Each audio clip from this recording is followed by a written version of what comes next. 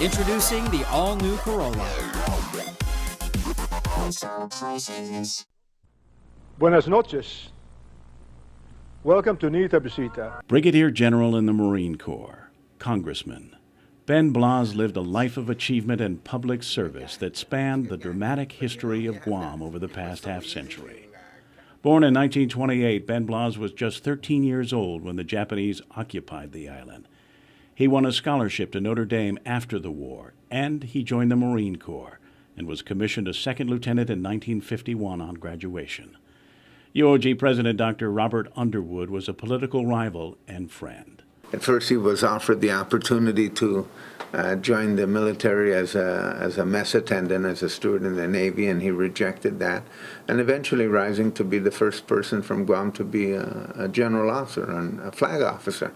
It was an amazing experience, but he didn't stop there. After retiring from the Marine Corps in 1980, BLAZ returned to Guam, where he took up farming, taught at the University of Guam, and eventually sought elective office, becoming Guam's representative to Congress in 1984.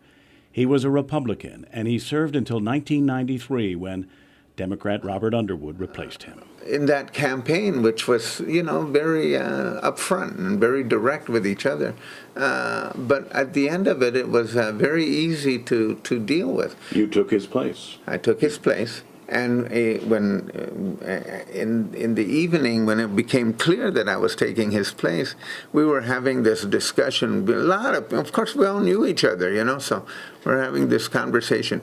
Would Ben be so proud that he'll never call, and half saying, he's never going to call you. He did. Underwood says he learned some important lessons from BLAZ. What I learned from him was to respect the political process, but don't become enamored of it. And Underwood remembers a phrase that BLAZ would often use referring to citizens from the territories. We're equal in war, but not in peace. What he meant was that when it comes to fighting wars, everyone come on in, join in the struggle, and we fought equally, we fought side by side.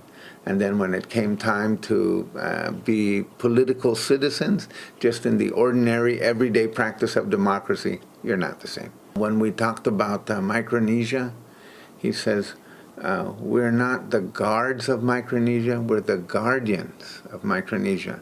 It had a different flavor to that. And, of course, for his personal experience, I said, I wielded both the sword and the pen. And he said, the pen is mightier than the sword. The retired congressman made his home in Virginia, but often returned to Guam. He made his last public appearance here last October when he spoke to the students at UOG during the presidential lecture series. And a few years before that, he spoke in Assen during a performance of the Marine Corps Band. There's nothing that I have done before.